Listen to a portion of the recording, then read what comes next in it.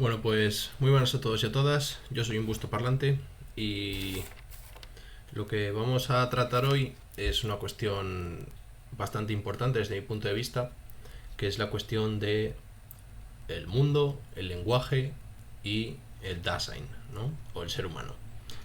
Es decir, vamos a tratar de, siguiendo la lectura de Heidegger de estas dos obras, los conceptos fundamentales de la metafísica y lógica, la pregunta por la verdad, de dar una lectura lo más cabal posible, es decir, lo más ajustada al texto heideggeriano que sea posible, ¿no? Quiero abarcar mucho texto, dejaré como siempre las referencias en la descripción del vídeo, digamos cuáles son las páginas que estoy trabajando, por si es de vuestro interés profundizar o ver en primera persona qué es lo que se dice en estos textos. Bien, entonces, ¿qué es lo que nos trae aquí a colación, no? El objetivo del vídeo, si es que tiene un objetivo, va a consistir en lo siguiente: tratar de esclarecer en qué consiste o cuál es la relación o cuál es la estructura, mejor dicho, ¿vale? Cuál es la estructura que subyace a esta tríada de conceptos que son el mundo, el lenguaje y el ser humano. Bien. Entonces, Heidegger empieza reflexionando acerca de la cuestión del mundo, ¿no? Y propone una serie de tesis. Las tesis son las siguientes. La piedra es sin mundo, es decir, los entes inanimados, vamos a decir así, lo material, no tiene mundo, ¿vale? En segundo lugar, el animal es pobre de mundo. Y en tercer lugar, el hombre configura mundo o el hombre tiene mundo.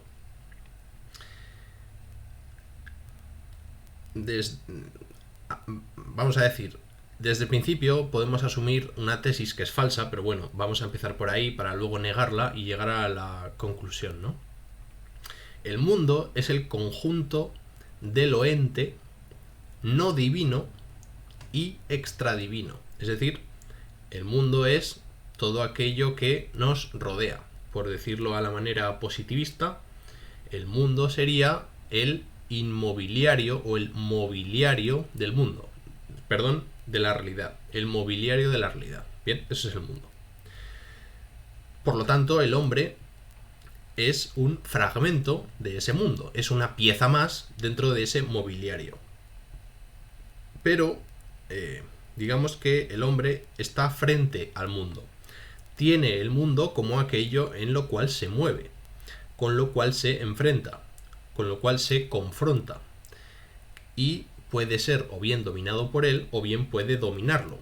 Y por lo tanto ponerlo a su servicio y al mismo tiempo también puede incluso abandonarse de él, ¿no? O dejar el mundo, que es lo que se dice que cuando decimos aquello de ya no está entre nosotros, nos ha abandonado, ya no está en el mundo, etcétera, ¿no? Que es cuando fallece una persona. Entonces, claro, esta concepción que tiende a asumir el mundo como la suma o la totalidad, digamos, el sumatorio, como les gusta decir a los matemáticos, de lo ente, ¿no? El conjunto total de lo que se da en el mundo, de lo que hay en el mundo, en el sentido de hay de cosas, ¿no? De cosas, digamos, tangibles, de cosas corpóreas, vamos a decir así, de entrada. Porque decir que las ideas están en el mundo, yo creo que ya es mucho decir.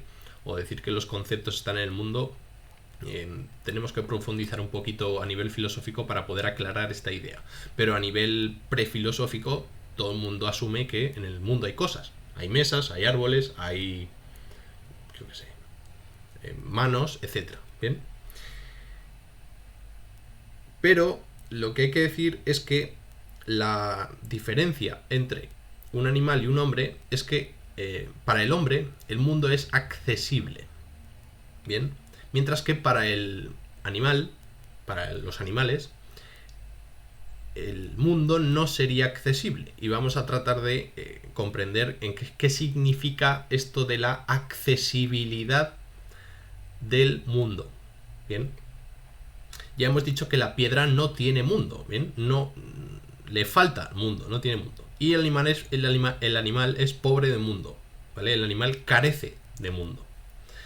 El mundo es, por lo tanto, lo ente respectivamente accesible y lo ente tratable. Es decir, el mundo es lo que es accesible. ¿Qué significa esta accesibilidad?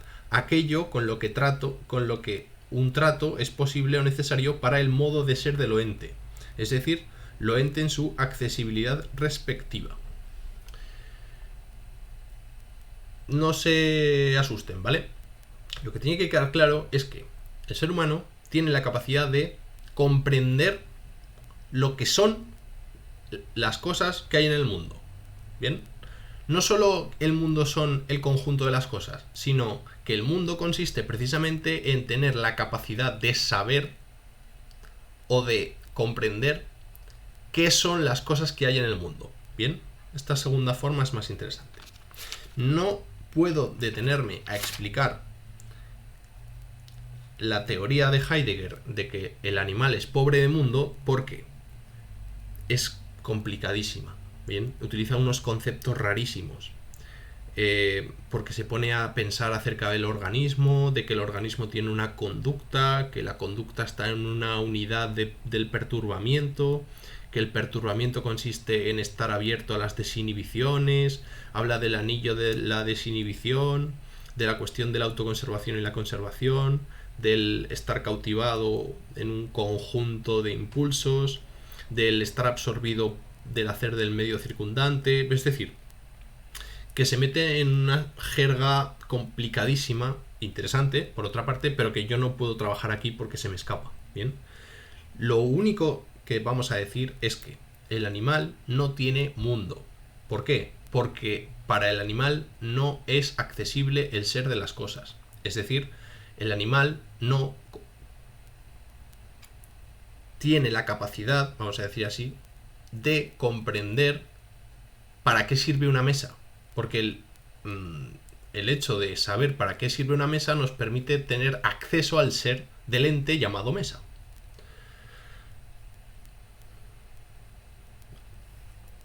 ¿Vale? Entonces, el animal no tiene mundo, sino que lo que tiene es medio. Vamos a dejarlo así, ¿vale? El animal no tiene mundo, sino que lo que tiene es medio. ¿Bien? Este medio consiste en que el animal capta entes, es decir, reconoce entes, porque si no sería imposible su vida, quiero decir, la abeja sabe perfectamente dónde está la flor y va y vuelve a su colmena, pero la colmena no le es accesible en su ser, vamos a decir así, o al menos, pues yo qué sé, si un perro ve este libro, pues no lo ve como libro, sino que lo verá como algo que puede morder y triturar o lo que sea, ¿no? Un perro no es capaz de comprender lo que son los deberes, porque si no, no se los comería y no podrían tener una excusa a los niños que no hacen los deberes, ¿no? Bien, hasta aquí lo del tema de los animales. Entonces, vamos a reformular ahora la definición que da Heidegger del mundo. Mundo, en un sentido ontológico pleno, para Heidegger, consiste en lo siguiente: en la manifestabilidad de lo ente en cuanto tal en su conjunto. Bien, esto, que parece una definición muy metafísica, la voy a tratar de explicar con un ejemplo muy sencillo. Bien, yo tengo la costumbre de, cuando voy a cruzar la calzada, mirar hacia los lados. Esto es una costumbre que yo aprendí en el pueblo, porque por lo general en la ciudad, cuando uno sale, pues más o menos todas las aceras están conectadas por pasos de cebra y no hay que hacer ninguna locura, ¿no? Sino que uno simplemente pues sigue el camino del peatón y no se preocupa por eso. Pero cuando uno vive en el pueblo, la realidad es que en los pueblos los pasos de peatones brillan por su ausencia. No hay. Por lo tanto, uno tiene la costumbre de mirar hacia los lados antes de cruzar. Cuando uno mira hacia un lado y ve venir un coche, además, si ese coche está cerca y va a una velocidad muy elevada, uno tiende a pararse, ¿bien? Uno se detiene. No es que uno haga una deducción o una inferencia de tipo científico o teórico, según la cual mira hacia un lado y ve venir una masa de 1 tonelada que va a una velocidad de 30 kilómetros por hora y que el impacto de esa masa con su cuerpo generaría como respuesta a un choque que daría lugar a una parábola que le haría caer y fallecer y lo que sea. No. Bien. Nosotros cuando miramos y vemos un coche, inmediatamente, vamos a decir así, a nivel preteorético, a nivel precientífico, uno lo que hace es detenerse. Bien. ¿Qué es lo que le hace detenerse? Justamente que el coche se le manifiesta, bien, como un ente, ¿vale? En cuanto tal, es decir, como algo amenazante, como algo peligroso, como algo ante lo cual se tiene que detener. Bien. No se nos aparece un coche como que nos tiene que recoger para llevarnos de fiesta a otro pueblo, no señor. El coche se nos aparece como mundo cuando nosotros nos comportamos con respecto a él en su ser, es decir, en cuanto tal. En cuanto tal, ¿qué significa? Que se nos aparece como algo peligroso, como algo amenazante, como algo ante lo cual tenemos que respetar el paso, dejarlo pasar, y una vez pasa, nosotros ya podemos cruzar. Y en su conjunto, es decir, vamos a recuperar toda la frase, ya hemos intentado explicar la primera parte con el ejemplo. El mundo es la manifestabilidad, en este caso de lo ente, en este caso del coche. El coche se nos manifiesta, se nos aparece en nuestra percepción, lo vemos venir, en cuanto tal, es decir, como algo ante lo cual me tengo que detener. Y de hecho, no es que haya una inferencia, una deducción, sino que yo lo veo y me paro, ¿no? Inmediatamente. En su conjunto. ¿Qué quiere decir en su conjunto? Pues que yo estoy en un pueblo y yo tengo que tener cuidado, porque en los pueblos muchas veces la gente va zumbada con el coche, va loca, porque, bueno, la gente se compra coches y los pone a altas velocidades para suplir algún tipo de cuestión heterosimbólica que no viene a cuento. Entonces, nosotros nos detenemos, ¿bien? Pero nos detenemos, ¿por qué? Porque queremos cruzar la carretera, es decir, estamos metidos en una situación, en un contexto. Este contexto es en su conjunto, es decir, el coche, lo ente, en cuanto tal, en cuanto a algo ante lo cual me tengo yo que detener, se me aparece en su conjunto, es decir, en un pueblo donde yo tengo que cruzar para ir a ver a mi vecina porque no tengo sal en casa y tengo que pedirle sal, ¿bien? Es decir, se nos aparece dentro de vamos a decir, un contexto, lo que Heidegger va a llamar también mundo circundante, en una especie de relacionalidad significativa de todos los elementos que se nos aparecen. ¿Bien? Vale. Explicado con un ejemplo ya la definición de mundo como manifestabilidad de lo ente en cuanto tal en su conjunto. Vamos a profundizar ahora en este en cuanto tal, porque Heidegger le da muchas vueltas a la cuestión del cómo, es decir, del modo en el que se nos aparece algo, porque justamente el modo en el que se me aparece el coche es justamente el ser del coche, muchas veces, que a su vez remite a mi propio ser, ¿vale? Porque soy yo el que estoy interpretando al ser como algo amenazante, porque por ejemplo para una hormiga un coche no sería nada amenazante, porque para la hormiga no significa nada el coche, porque no lo percibe en cuanto tal. No sé si se ve el asunto, ¿no? Bien.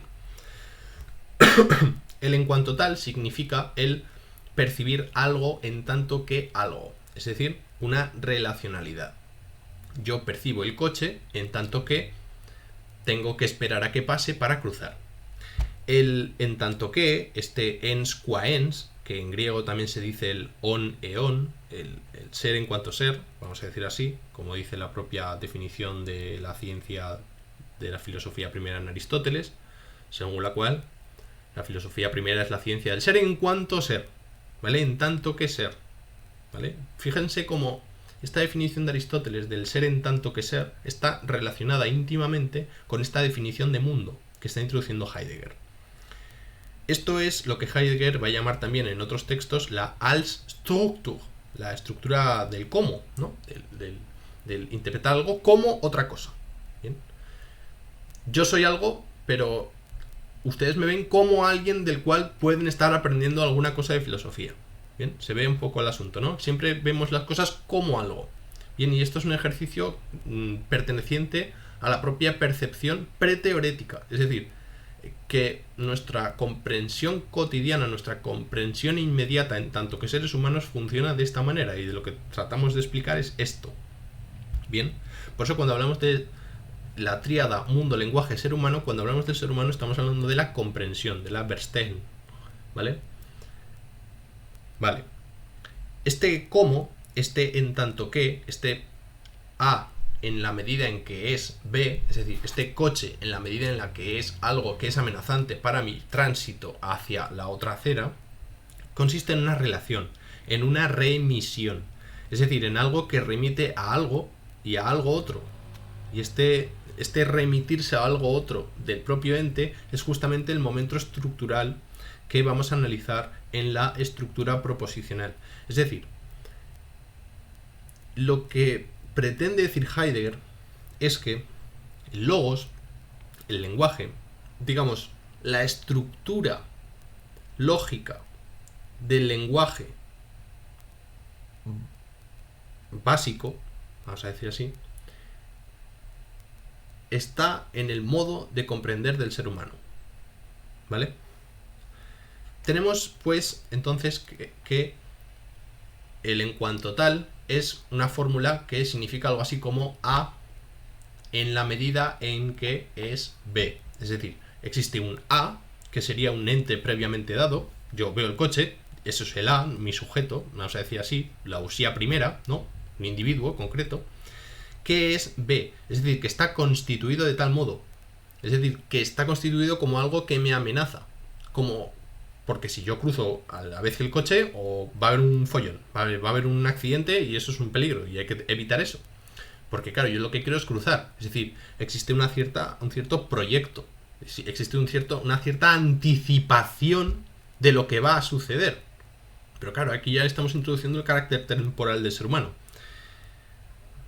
Claro, es el problema de Heidegger, que en realidad no es un sistema, sino que es más o menos un discurrir en el cual todos los elementos están metidos y a la hora de analizarlos es difícil ir por partes, porque al final unas están encajadas con otras en el mismo suceso.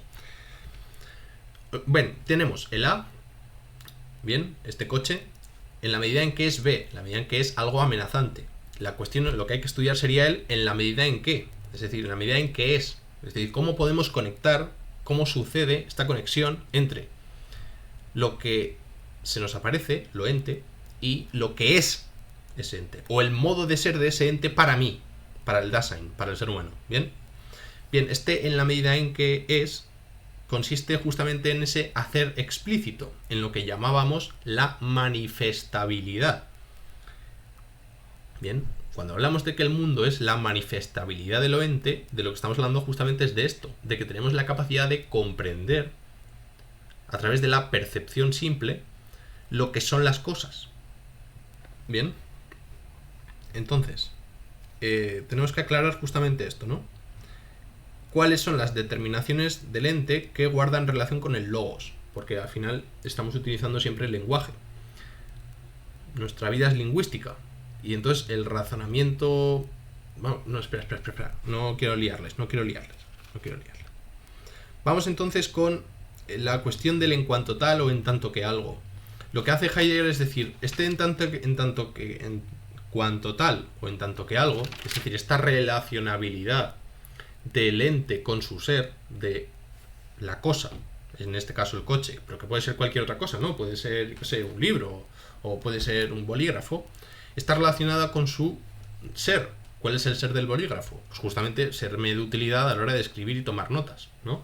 Yo cuando veo el bolígrafo veo algo que me sirve para escribir, pero esto no es que haga yo una deducción teórica acerca del tema, no, sino que simplemente, pues si me ocurre algo, tengo que tomar una nota y enseguida voy a buscar el bolígrafo, porque es lo que me permite, es el ente que me permite llegar al ser, es decir, llegar a escribir eso que quiero escribir.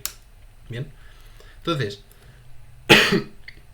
tenemos que analizar esta estructura del en cuanto tal o en tanto que.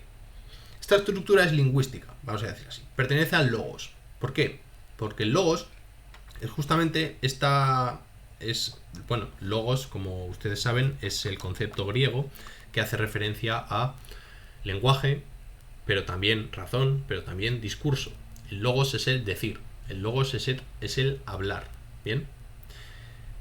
El logos tiene como función principal, como su fundamento es el significar, ¿bien? Cuando nosotros hablamos, cuando nosotros decimos, lo que queremos es mostrar, manifestarle algo a alguien que nos está escuchando, que nos comprende, ¿no? Entonces, existen muchos tipos de logos. Por ejemplo, no es lo mismo decir ¡ay, cómo me duele!, ¿vale?, que es un logos y está manifestando algo, un dolor que estoy sufriendo porque me están pinchando o por lo que sea, ¿no? Me duele mucho, pero ese tipo de logos no nos interesa. El logos que nos interesa y el que vamos a analizar es el logos que utiliza la lógica clásica para explicar el lenguaje. Este logos se llama logos apofánticos. Bien, el logos apofántico es el que permite hacer ver lo ente en tanto que ente. En resumen, el logos apofánticos es la proposición enunciativa, es decir, lo más básico. ¿Cuál es el prototipo de proposición enunciativa más básica? La de A es B, ¿vale? Esto es aquello, o esto es A, o aquello es B, ¿vale? Esta fórmula, básicamente, es conectar dos algo, vamos a decir así a priori, ¿vale? Conectar dos asuntos a través del ser, a través del verbo ser, que es el que permite enlazar, que es la clave de bóveda del asunto. Bien, entonces tenemos el logos apofántico, es decir, esto es algo. Bien, cuando tenemos una proposición enunciativa positiva, es decir, asignativa o atributiva, entonces decimos que es una oración o una proposición afirmativa. Es decir, estamos diciendo que A es B. Por ejemplo, yo qué sé, el bolígrafo es azul. Bien. Pero el logos apofánticos tiene, es decir, la proposición enunciativa puede ser de carácter negativa. Es decir, puede denegar o puede tener un carácter denegativo, es decir, puede ser formulada en negativo y también es enunciativo. Por ejemplo, cuando yo digo este bolígrafo no es rojo, ¿sí? Es decir, esas son las dos maneras que tiene la proposición enunciativa. Puede ser o bien positivo o bien en negativo. Esto es, o A es B o A no es B. Bien. A esto los griegos lo llamaban, en el caso del juicio positivo, catáfasis, y en el caso del juicio negativo o de la proposición enunciativa negativa, la apófansis. Bien, la apófansis y la catáfasis. Bien, a su vez, estas proposiciones enunciativas atributivas y denegativas pueden ser verdaderas o falsas. Bien, es decir, podemos decir este bolígrafo es azul y entonces estamos hablando de una proposición atributiva verdadera, o podemos decir este bolígrafo es rojo. En ese caso sería falsa, pero seguiría siendo atributiva. Bien, y del mismo modo podemos decir este bolígrafo no es rojo, por lo tanto estamos en una proposición, en un juicio negativo verdadero, mientras que yo puedo decir este bolígrafo no es azul, y entonces estamos hablando de un juicio formal negativo que es falso. Bien, lo verdadero en griego se llama alethein, ¿bien? El alethein, la aletheia famosa, y lo falso se dice phaidestai, ¿vale? Por si quieren conocer los términos griegos. Tampoco se los voy a escribir porque sería un follón. Aparte, yo no soy un experto en griego, simplemente porque les suene. Bien, entonces tenemos que podemos hablar de distintas formas a través del lenguaje apofántico, es decir, el lenguaje enunciativo. Tenemos, por ejemplo, decir que podemos mostrar algo presente, el bolígrafo que está presente podemos decir que es azul o podemos decir que no es azul, y al revés, ¿no? Podemos decir que es rojo o que no es rojo. Bien. La cuestión, ¿qué es lo que está en el fondo qué es lo que permite, cuál es la estructura unitaria interna del logos que me permite hacer este tipo de cuestiones. Es decir, que me permite relacionar dos asuntos, por ejemplo, el bolígrafo y el azul, o el bolígrafo y el color, vamos a decir así, ¿no? Más simple. Me permite relacionar el bolígrafo y el color a través del verbo ser, y también me permite separarlos, ¿vale? Decir, no es esto. Y también decir que no es que es falso o que es verdadero. Bien, esta estructura interna del logos, es decir, el fundamento que me permite hacer todo este tipo de cosas con el lenguaje apofántico, es lo que los griegos llamaban el noein o el nous. Bien, el percibir. Bien, el percibir, en tanto que nous, en tanto que noein, es un reunir y descomponer percibiendo. Bien, es una estructura diádica. El noein o el nous tiene una estructura doble. Es decir, por un lado hace una síntesis, ¿vale? Es una síntesis, es decir, es un referir. Estamos refiriendo el bolígrafo con el color que reúne, es decir, que los conecta de modo absoluto. Porque este bolígrafo es azul y no puede ser de otra manera, pues es azul. Porque está presente ahora y lo están viendo, ¿no? Y decir, ¿y cómo es posible que eso sea verdadero de manera eterna? Es decir, este bolígrafo es azul, y esto es verdad. Y esto nadie lo puede negar. Pero también lo podemos descomponer. Es decir, podemos decir que este bolígrafo no es rojo. Bien. Y esta capacidad del nous de separar o de distinguir, de descomponer, de diferenciar, es lo que llamamos diairesis, ¿vale? Entonces, la estructura interna o la unidad que subyace a la capacidad del logos de hacer todo este tipo de cosas con las cosas es la estructura diádica del nous, que consiste en una síntesis, ¿ven? Sintetizar, ¿vale? Sintetizar, o una diairesis, una de diferenciación. Bien, esto es justamente el en tanto que. Esta es la relación que estamos buscando.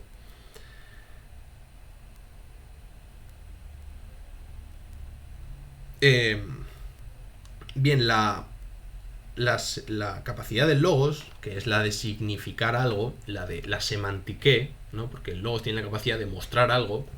Estamos utilizando el lenguaje para hablar de una propiedad de este bolígrafo, ¿vale? Cuestiones. La propiedad de ser azul de este bolígrafo estaba ya en el bolígrafo antes de que nosotros la pronunciásemos. Porque si no sería imposible. A ver si se entiende esto. Para que yo pueda decir este bolígrafo es azul, esa propiedad, esa verdad ya estaba antes. Y lo único que hago yo con el logos es sacarla a la luz, manifestarla. Bien, esto es por eso la verdad se dice como aletheia, porque en verdad es un descubrimiento, es un desvelamiento, pero la verdad ya estaba ahí. Lo único que hacemos es quitarle ese velo. La herramienta que utilizamos para quitar ese velo es el lenguaje. Ahora bien, el lenguaje también sirve para poner un velo, es decir, para ocultar la realidad. Porque yo os puedo decir que este bolígrafo es rojo. Claro, ahora porque os estoy tomando el pelo. Pero a lo mejor si yo fuera mago y hiciese algún truco así con el bolígrafo, ustedes creerían que, no sé, les estoy timando, básicamente. Pero estoy ocultando la realidad. Pues igual con las palabras, ¿no? Yo les puedo decir que, yo qué sé, que sé latín, bien, pero en realidad no estoy desvelando algo que ya previamente era verdad, sino que estoy justamente ocultando la realidad. Entonces, una de las cuestiones que trae loco a Heidegger es decir, ¿cómo es posible que el lenguaje, bueno, que también trae locos a los griegos y a todos, vamos, ¿cómo es posible que aquello que permite desvelar la realidad, es decir, manifestar su ser, es decir, decir lo que son las cosas, que es el lenguaje, nos permite al mismo tiempo ocultar la realidad, taparla, velarla, falsearla,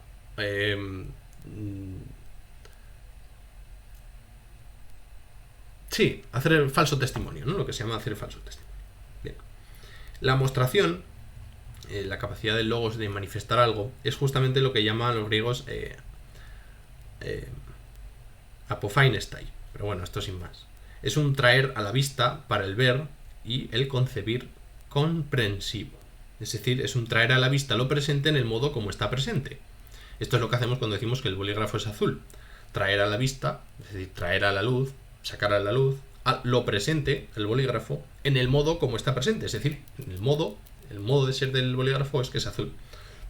Bien, eso es la comparecencia de él algo. Bien. La apófansis, la realización fundamental del logos, es traer a la vista lo ente tal como es y en lo que es en tanto que ente. Bien. Entonces, ¿cuál es la determinación esencial del enunciado simple? Justamente la determinación esencial del enunciado es que esa emisión, este bolígrafo es azul, significa algo. ¿Vale? Yo estoy diciendo algo, no estoy haciendo puro ruido por la boca, como decían los antiguos, ¿no? El flatus vocis, no estoy diciendo flatulencias por la boca, no estoy haciendo sonidos guturales, sino que estoy enunciando algo, estoy significando algo, y ustedes comprenden ese significar. Claro, esto es la magia, ¿no? ¿Cómo explicas eso? Bueno, supongo que los psicólogos evolutivos de la infancia habrán estudiado la cuestión de cómo los niños empiezan a hablar. Pero bueno, es una cuestión muy debatida, ¿no? Se me ocurre ahora hablar de la gramática generativa del señor este que ahora mismo no me viene a la cabeza. Pero bueno, ya saben de quién hablo. La cuestión es que es difícil, o todavía no está del todo claro, cómo es posible que los seres humanos empiecen a hablar y sobre todo comprendan el significado de las palabras, ¿no? Aunque me podrán decir también, no, es que los perros también entienden perfectamente, que pin, que pan, que bien, que bien. Pero que son probes de mundo. Bueno, en fin, obvien esto. Bien. Entonces, la proposición consiste en enunciar algo mentándolo. Estamos mentando el bolígrafo cuando decimos el bolígrafo. Es decir, ahora cuando yo digo el bolígrafo, a ustedes se les viene a la cabeza el que yo estoy trayendo aquí a colación. Este, y no otro, sino este.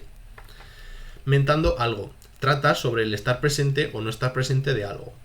Por eso tenemos los tiempos gramaticales, para poder hacer referencia a la presencia de algo. Porque la presencia de algo puede ser una presencia pasada, una presencia presente o una presencia futura. Las partes componentes de un enunciado son, justamente, a nivel formal, el sujeto y el predicado. Aristóteles lo caracteriza de otro modo. Dice Aristóteles que las dos partes del enunciado son la onoma y la rema. Bien, no me voy a tener mucho en esto, simplemente que lo sepan. Onoma, en griego, es el nombrar sin significar un tiempo. Es decir, cuando nosotros decimos árboles, o decimos bolígrafos, o decimos, yo qué sé, acera. Estamos haciendo referencia a algo universal, a algo que no tiene tiempo, eso es un concepto. Sin embargo, cuando decimos rema, la rema es un verbo que menta el tiempo, se dirige a algo sobre lo cual se está hablando.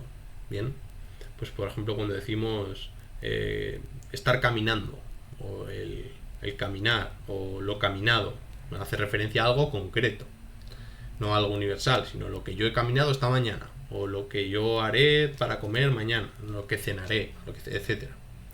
Todo enunciado, todo discurso enunciativo, es una mostración de lo ente según aquello que es y tal como es. Por eso se habla del ser de lo ente. Ser ahora, haber sido o ser en el futuro. En el enunciado se habla de lo ente en su ser. Es decir, que lingüísticamente lo que tratamos de expresar es el ser. La rema connota un ser en el tiempo de aquello sobre lo cual se habla. Bien.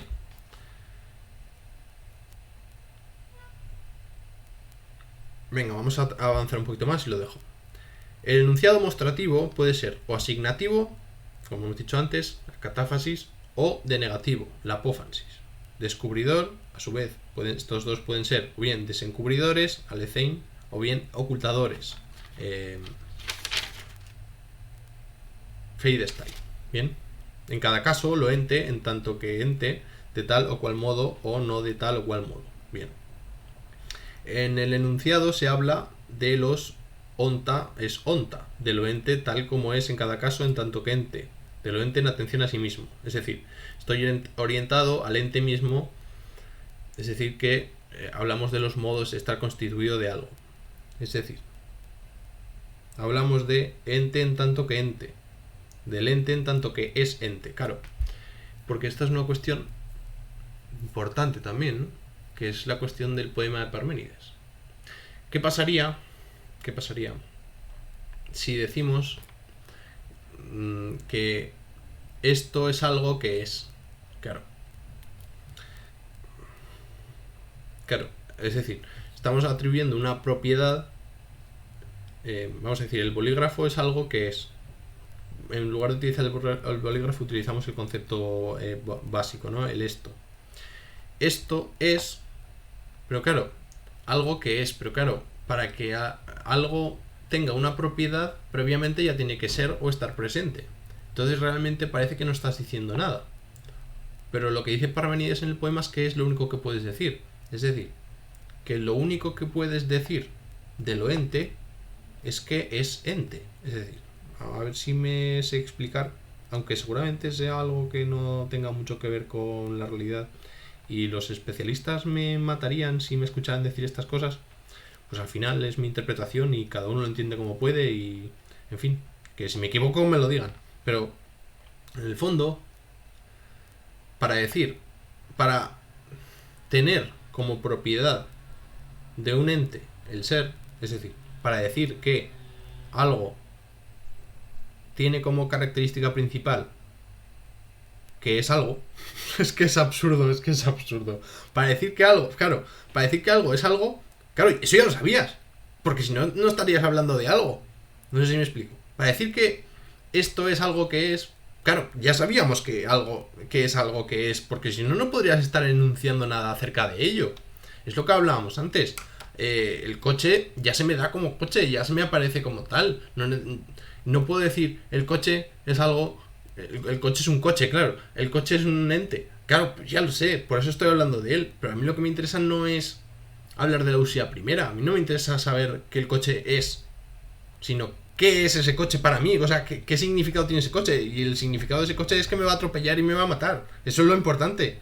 Lo de decir que el coche es, o sea, lo de asumir el ser como una propiedad del ente, claro, es que se presupone. Pero claro, lo que dice Parménides es que en verdad es lo único que se puede decir, porque todo lo demás, eso son cuentos. Entonces, pues claro, es un poco problemático. Pero bueno, no sé para qué cuento todo esto. La cuestión es que hay que estar atento a lo que determina el ser de las cosas, ¿no? A lo que son las cosas. El es, del verbo, cuando decimos esto es A, o el A es B, o el es, digamos la cópula, lo que permite la síntesis, ¿bien? Pero también la diáresis, cuando hay una negación delante del no, del es. Bien, el es un momento estructural esencial del enunciado. Es la cópula, el vínculo, el nexo que enlaza el sujeto y el predicado. Bien, podemos decir con Aristóteles la usía primera con la usía segunda. Mientras que el noein es justamente esa percepción que nos muestra lo que le es propio a cada ente. Claro. ¿Cómo explicamos esto? Claro, el noein hemos dicho que se caracterizaba por la síntesis y por la diáresis, es decir, por reunir y por diferenciar. Resulta que cuando tú percibes algo, sin utilizar un comportamiento teórico, es decir, sin hacer uso del conocimiento teórico de las cosas, ya sabes qué significan esas cosas, ya sabes lo que son. ¿Cómo se demuestra cómo sabes lo que son esas cosas? Por el comportamiento que tienes. ¿Por qué tienes un comportamiento con respecto de las cosas que percibes? Porque comprendes su significado. ¿Por qué comprendes el significado de las cosas? Porque te sientes interpelado por ellas, porque las cosas te dicen algo. Yo cuando veo aparecer al famoso coche del pueblo, cuando me lo miro, lo comprendo como algo que me puede matar si me atropella. Por lo tanto, mi comprensión es la de pararme y esperar que pase para cruzar. Bien. Donde hay mundo, hay un comportamiento para con lo ente en tanto que ente. ¿Se ve? Donde hay mundo, hay un comportamiento con este coche en tanto que es algo peligroso que me puede atropellar. Bien. Siguiendo con el ejemplo que he dicho al principio. Donde lo ente está manifiesto de tal manera como algo que me puede atropellar, puede tratarse de él como algo que es, como que no es, que ha sido, que será. Bien. Es decir, que hay una... Partimos de ahí, ¿no? Partimos de ahí. Del ente puede decirse tal cosa como ser una peculiar multiplicidad. Bien, el significado de ser qua es en Aristóteles.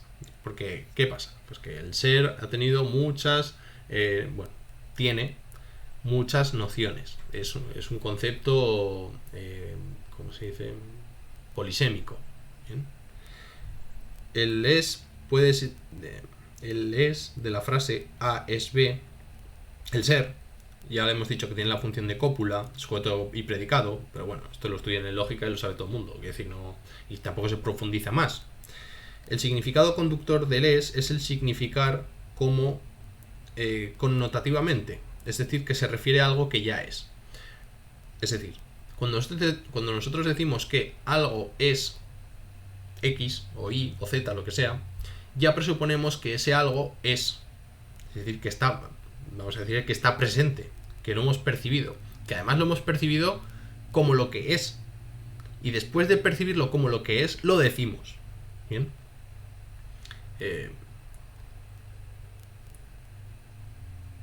Bien.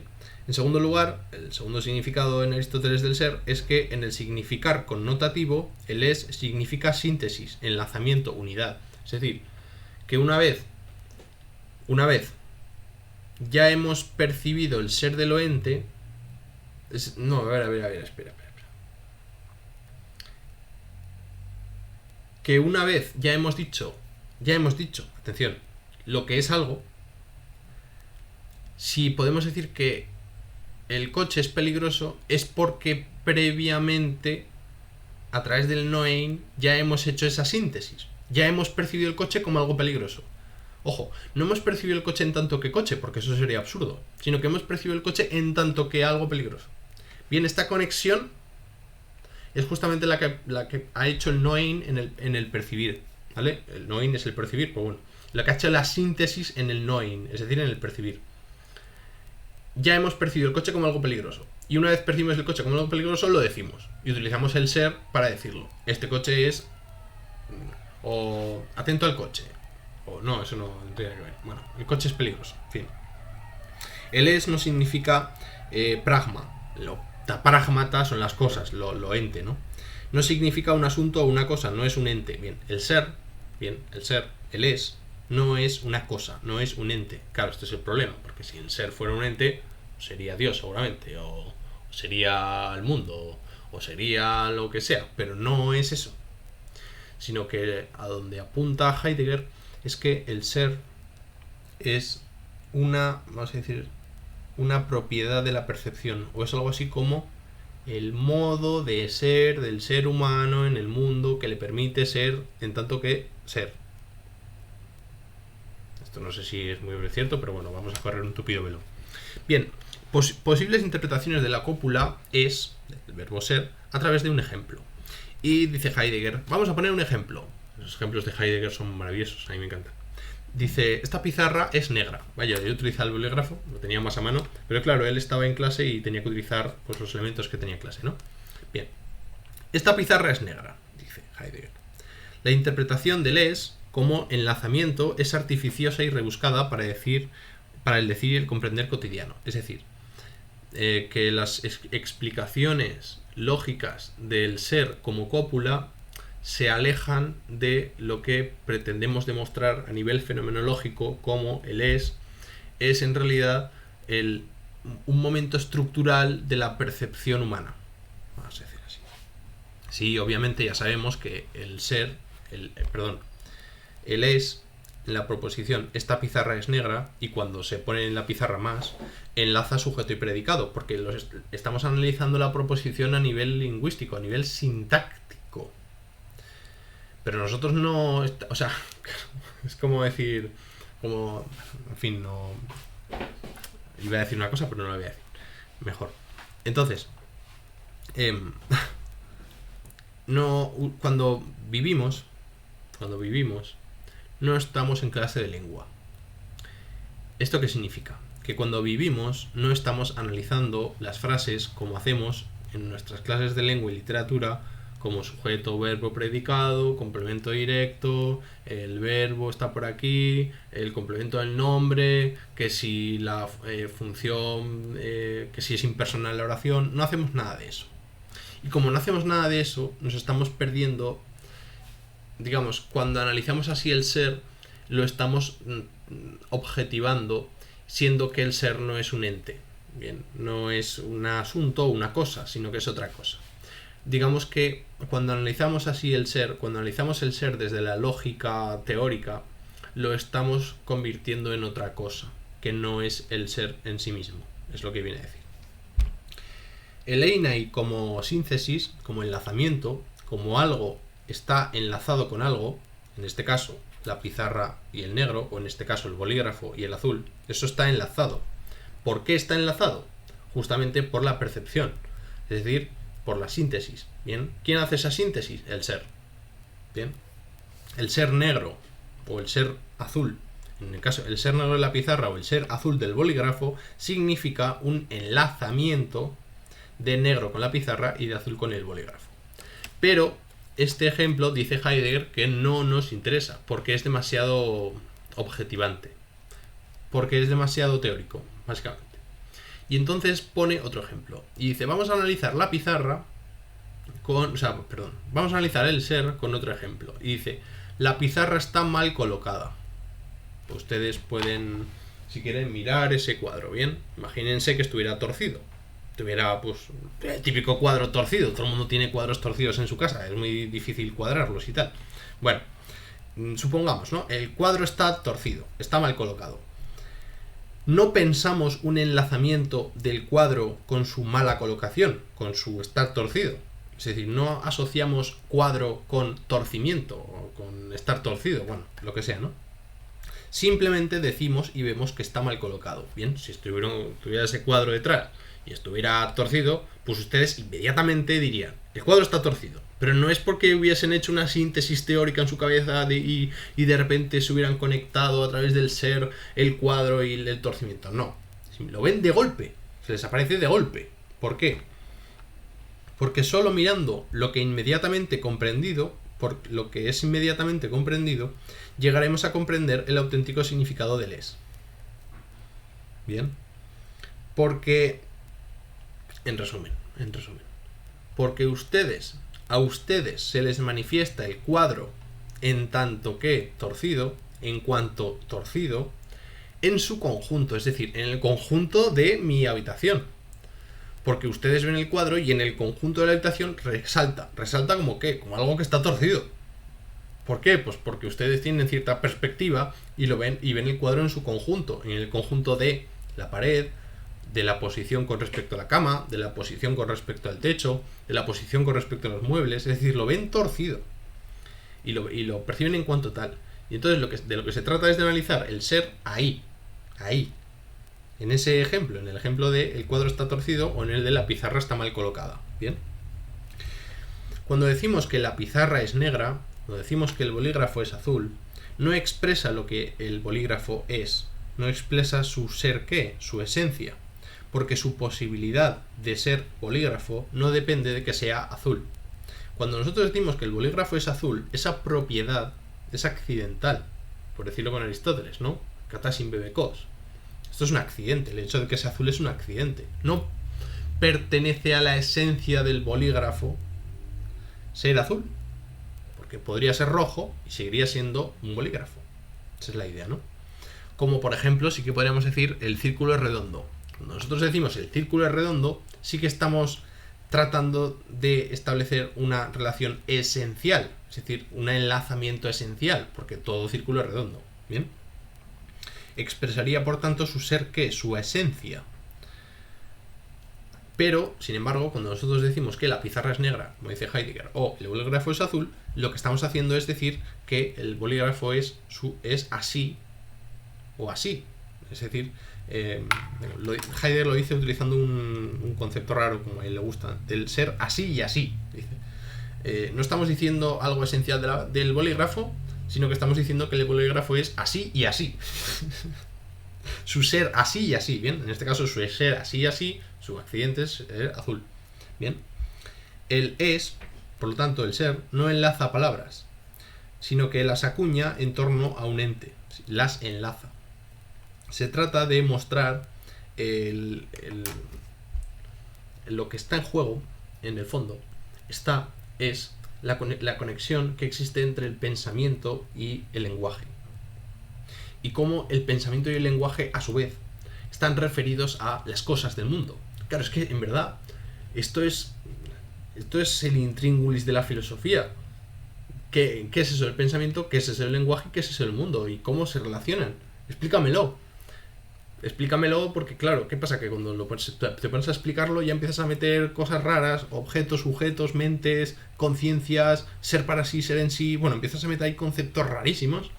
Te metes en sistemas filosóficos complicadísimos y la gente de a pie se pierde. Porque, claro, ellos no lo viven así, sino que, bueno, que a eso Heidegger no le interesa. Por eso no hace metafísica tradicional, sino que intenta fundar, aunque esto es muy atrevido decirlo, porque es muy atrevido decir que Heidegger funda una nueva metafísica o una nueva ontología, cuando realmente lo único que hace Heidegger es criticarla. En todo caso, apuntar hacia un análisis de tal, pero decir que existe una ontología heideggeriana es como decir que, o sea, ser un heideggeriano de derechas. Es decir, no, Heidegger tiene una ontología, hay que desarrollarla y construirla, como si eso fuese posible. Que es el tema. Como si fuese posible hacer una ontología verdadera. Porque claro, si vas a hacer una ontología falsa, pues no la hagas. Si quieres hacer una ontología... La cuestión es, quizás sería esa, ¿no? Volver a Kant. ¿Es posible la metafísica como ciencia? Pues puede que no. O sí, yo qué sé. Hay gente más lista que yo en el mundo que seguro que lo hace mejor. En fin, la cuestión. El ser, el es, señala el fundamento del enlazamiento. Bien, el significado es justamente el fundamento del enlazamiento. Lo que la cosa es, su qué, su quidit, la quiditas famosa, la quiditas, su ser así, su esencia. Es decir, el ente en cuanto tal.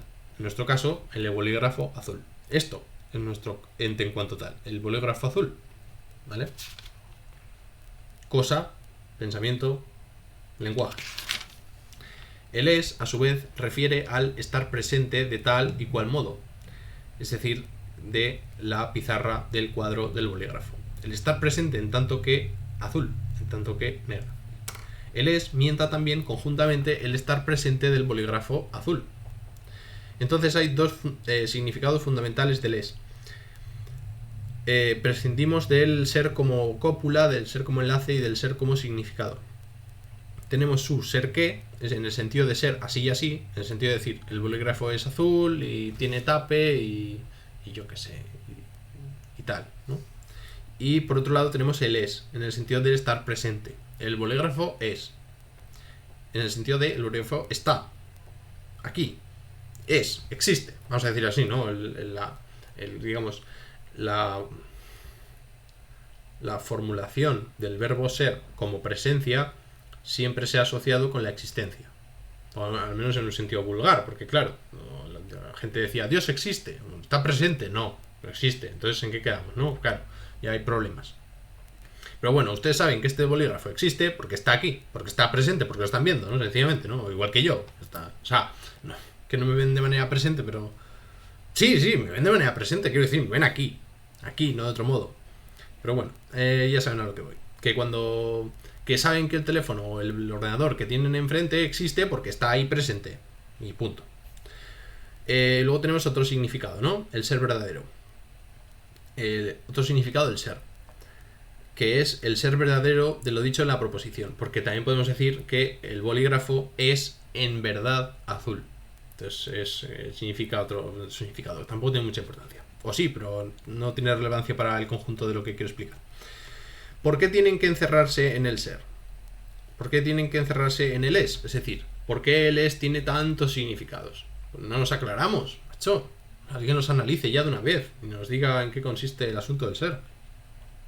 Es decir, ¿por qué el ser, el es, tiene tanta multiplicidad indivisa, inarticulada, no realzada, de diferentes maneras de llamarlo? Bueno, vamos a leer la página 393, que lo resume bastante bien. Dice: En primer lugar, damos un resumen de lo que hemos escuchado hasta ahora acerca de la cópula. Hemos conocido el momento estructural que lleva el nombre de cópula y que en el lenguaje se expresa en general en la forma del es. Hemos preguntado, ¿qué significa este es? Y en general, el ser mentado con él. El ser mentado quiere decir el ser dicho con él. Luego hemos compendiado el análisis aristotélico en 3 puntos. El es tiene un significado en el modo específico de significar que Aristóteles designa como prosemanein. Significar añadidamente. Lo mentado en el significado se refiere esencialmente a otra cosa que ha de captarse en lo mentado. Para que vean ustedes que lo que les estoy contando es difícil, pues lo que dice Heidegger, imagínense. El contenido específico del es, del ser, es una síntesis, un cierto modo de enlazamiento, un juntamiento. En tercer lugar, lo mentado con el es no es un pragma, una cosa, no es algo presente de lo que podamos decir que es así y así. Seguidamente hemos comparado este análisis de la cópula con la interpretación del es que Kant dio en los 2 pasajes mencionados. Bueno, se lo leen, les dejo ahí, está en la página 393. Bien, continúo, porque para lo que me queda... Para lo que me queda lo hago ya del tirón y se acabó. Entonces, volvemos a la tesis inicial, ¿no? El mundo es la manifestabilidad de lo ente en cuanto tal en su conjunto.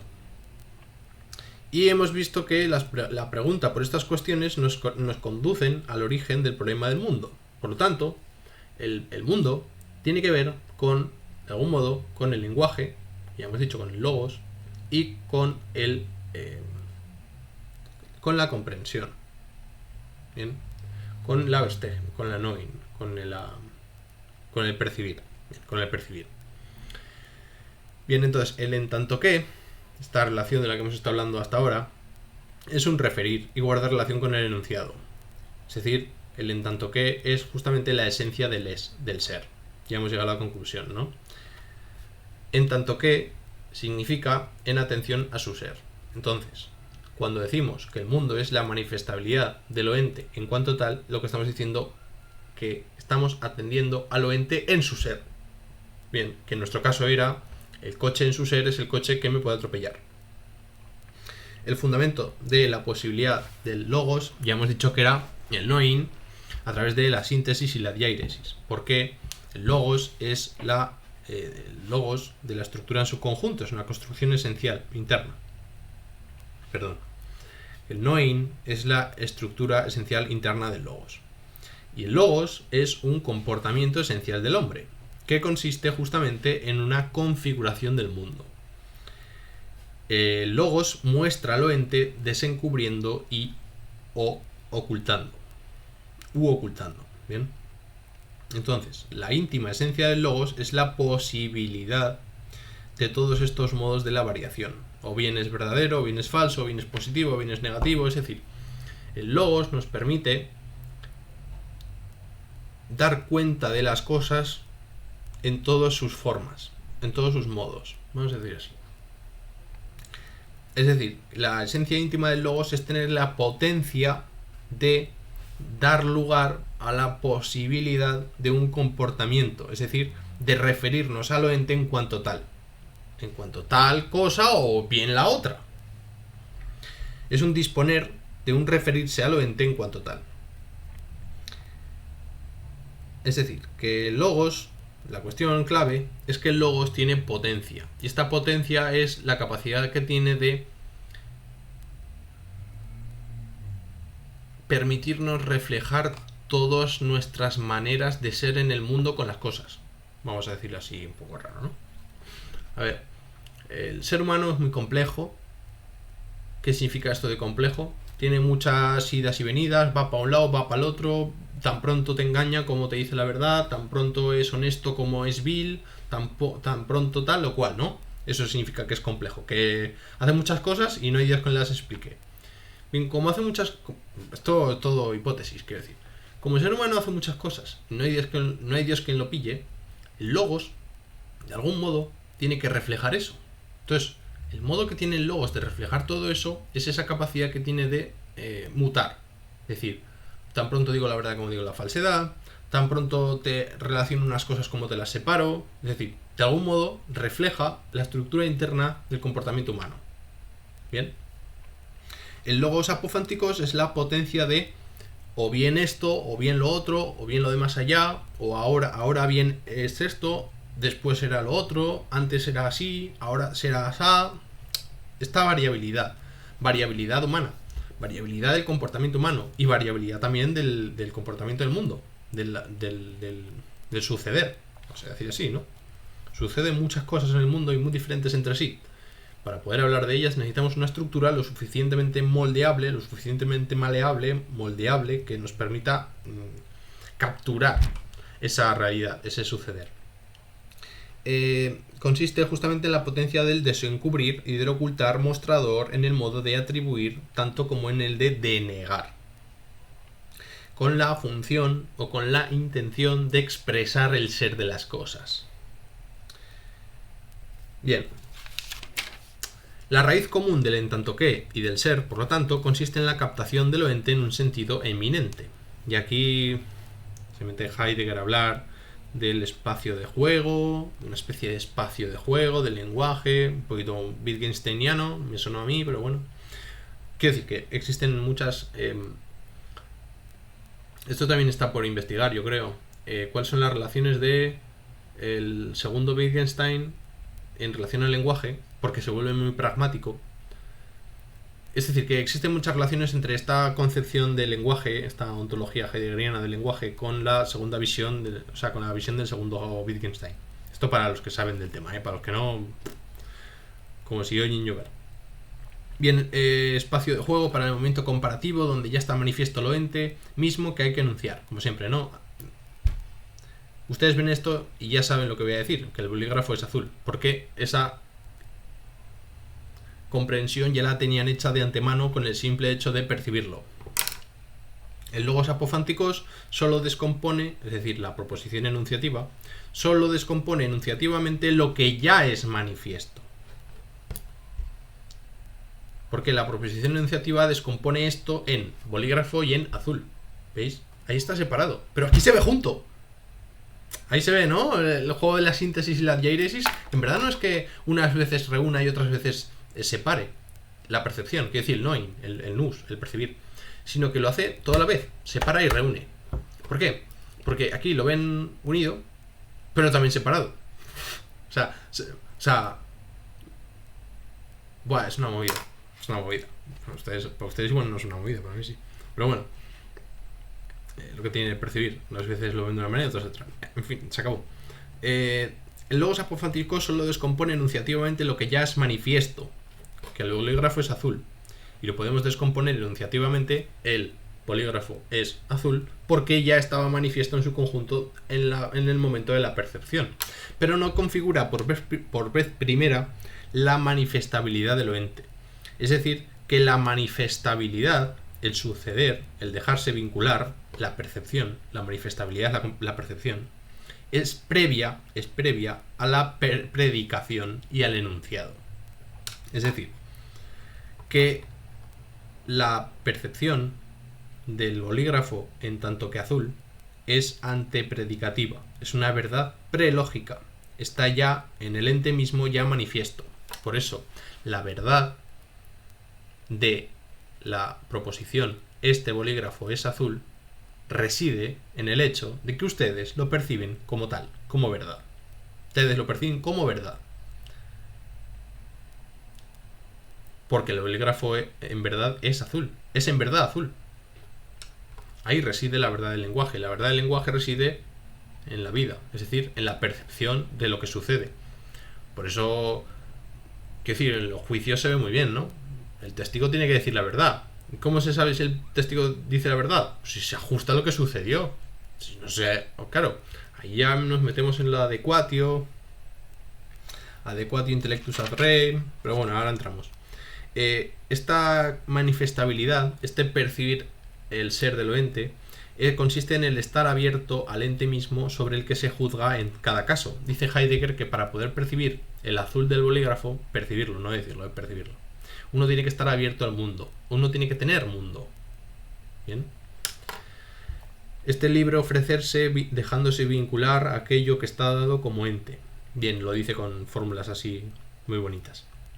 Es la posibilidad de la vinculabilidad mostrativa a cargo del ente. Consiste en un comportamiento que va unido a una potencia del lenguaje de ser o bien así o bien de otra manera. Bien, la libertad, que está en el fondo de todo esto, aunque tampoco sé muy bien cómo engarzarlo en mi discurso, pero bueno, Heidegger lo hace, vamos a pasarlo así por encima. Porque para Heidegger dice que la posibilidad de la transferencia de la vinculatoriedad a otra cosa consiste en la libertad. Es decir, el decidir sobre la adecuación o la inadecuación del comportamiento con lo que a lo que estamos referidos es lo que consiste en la libertad. Esto es nuevo. Yo puedo decir que este bolígrafo es azul, pero también puedo decir que este bolígrafo es rojo. ¿Qué es lo que me permite a mí decir esto?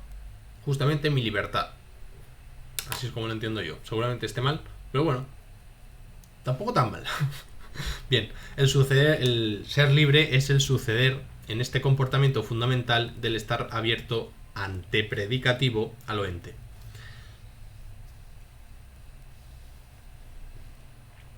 Bien, cuando decimos que la pizarra es negra, o cuando decimos que el bolígrafo es negro, estamos ante una determinación objetiva. Mientras que cuando decimos que el cuadro está torcido, estamos ante una determinación subjetiva. Bien, esto no es así. ¿Por qué? Porque hay una especie de estado abierto a lo ente. A lo ente en tanto que ente. Y es que el hecho de que el cuadro esté torcido se percibe en su conjunto. Es decir, que la capacidad de percibir las cosas en su contexto, vamos a decir así, en su terreno, en su situación, en su mundo circundante, en lo que se nos da, en la atmósfera en la que se mueve, el hecho de percibir la atmósfera en la que se mueven las cosas y en la que nos movemos nosotros en las cosas, es la condición de posibilidad de juzgar las cosas, de juzgar en este caso el cuadro.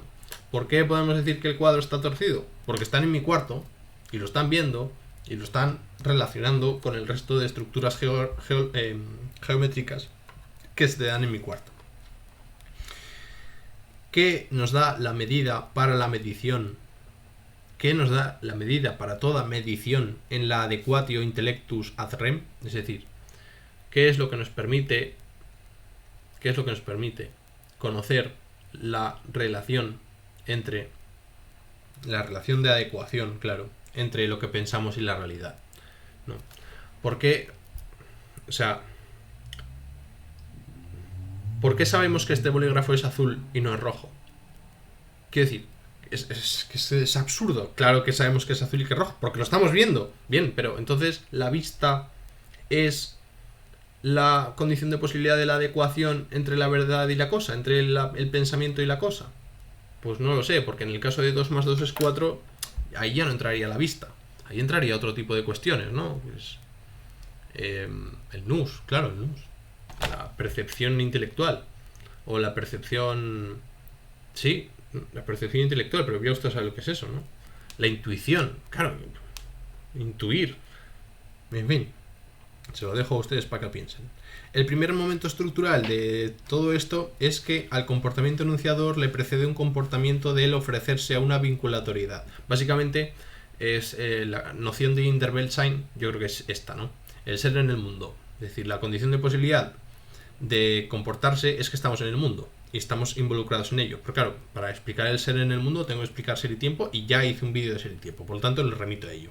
Y el segundo momento estructural es que la manifestabilidad se da a partir de un conjunto, que es lo que hablábamos antes. Para saber para decir que el cuadro está torcido, primero tenemos que verlo en su contexto, es decir, en meditación, en su conjunto. Es un previo configurar de lo que ya impera en su conjunto, ¿bien? Es lo que dice Heidegger, lo llama Heidegger la completabilidad de lo ente en su conjunto. Porque claro, para yo ver que el coche es peligroso, tengo que completarlo, porque yo no lo veo del todo, yo no sé a qué velocidad va. Yo oigo que suena que suena mucho, que hace run run, fuerte además. Y cuando digo run run, digo, quieto, para. Claro, pero yo lo estoy completando. Porque yo sé si ese run run es de un coche, es de un tractor, es de una moto, es de... Vaya usted a saber. Yo sé que es algo amenazante. Ni siquiera he visto el coche. Y ya estoy alerta porque voy a cruzar. Cuidado, me miro. Y antes de mirar ya casi quieto. Me paro antes de cruzar incluso. Es decir, estamos ya inmersos en el mundo. Es un ver y preconfigurar de entrada el mundo. Claro, la cuestión es que recreamos las situaciones. Es que la percepción es justamente una especie de recrear la situación. Sí, o sea, a ver, ¿cómo lo explico? ¿Cómo lo digo? O sea, tú no puedes percibirlo todo en un conjunto. Entonces, para comprender algo, no tienes la necesidad de percibirlo en su totalidad, sino que lo que haces es percibirlo desde una perspectiva, y esa perspectiva, como la capacidad del ser humano es en su conjunto, lo que hace es envolverla. Es decir,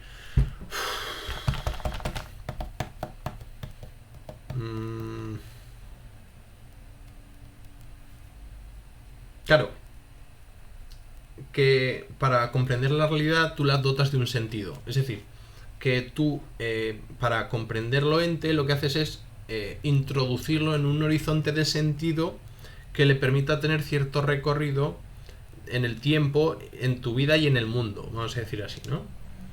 Que...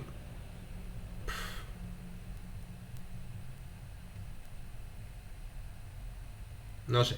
Tengo que ir a Madrid, ¿vale? Por ejemplo, yo tengo que ir a Madrid. Yo no veo Madrid. Yo no sé si Madrid va a estar ahí o no va a estar ahí. Es verdad, ¿no? Quiero decir, si nos ponemos muy escépticos, vamos a suponer que somos unas personas súper escépticas y hipocondríacas. Mañana tengo que ir a Madrid. Bien, ¿cómo sé que Madrid va a estar ahí y no se habrán movido 1 kilómetro a la derecha? Pues porque presupongo que en el mundo las ciudades no se mueven así como así, porque presupongo que el conductor del autobús me va a llevar a Madrid porque es su trabajo y es de suyo, y no me va a llevar a Bilbao, ni me va a llevar a Cuenca. ¿Me explico? O sea, y todo eso no lo sabemos, sino que lo configuramos en un horizonte de sentido en el cual nosotros estamos inmersos y del cual nosotros nos fiamos. No sé si me estoy explicando, ¿no? Que yo sé que Madrid está ahí, que mañana voy a llegar, ¿no? ¿Por qué? Porque estoy recreando toda esa realidad en su conjunto, porque está en su conjunto, claro, eso es, ¿no? Porque yo vivo en España y en España las cosas funcionan, ¿no? Y cuando coges un tren dirección Lugo, llegas a Lugo, no llegas a Andalucía, ¿no? Que podría ser, quiero decir, a veces te confundes y dices, hostia, claro, siempre dices, no, este autobús, es que tenía que ir a Madrid y en realidad está yendo a Lugo.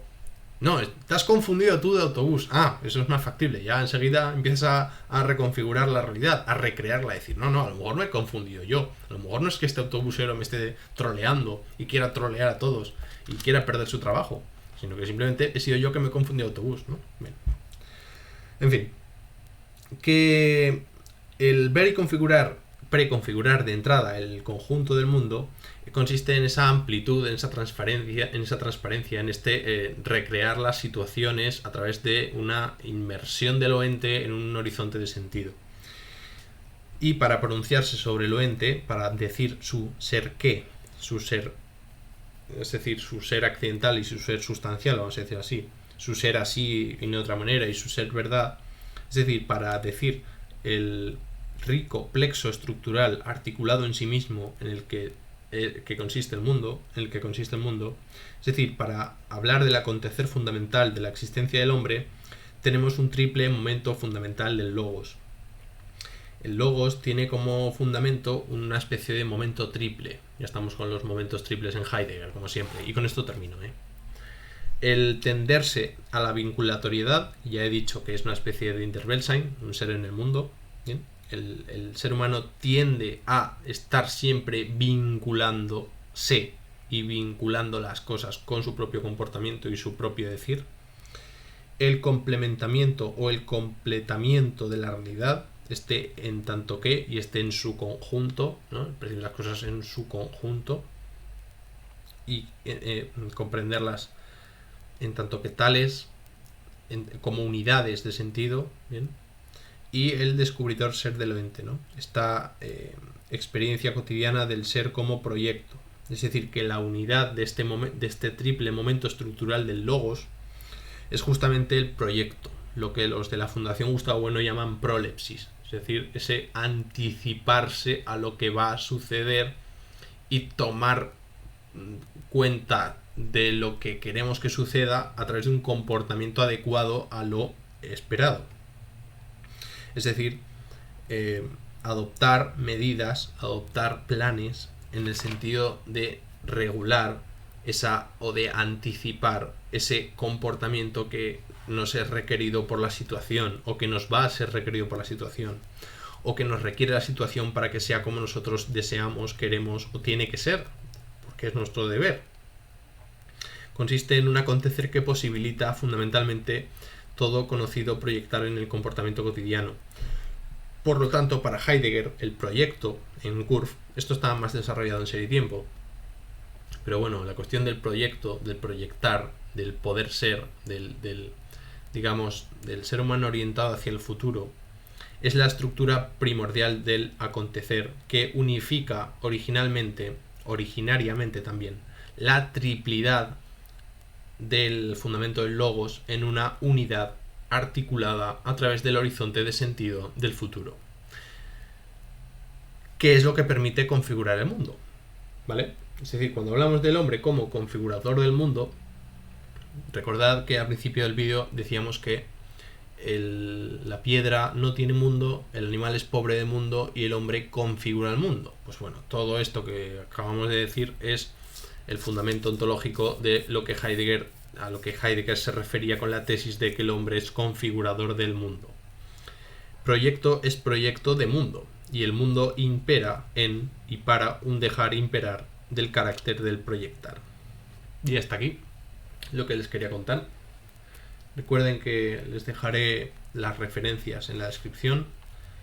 Y sin más, un saludo y hasta la próxima.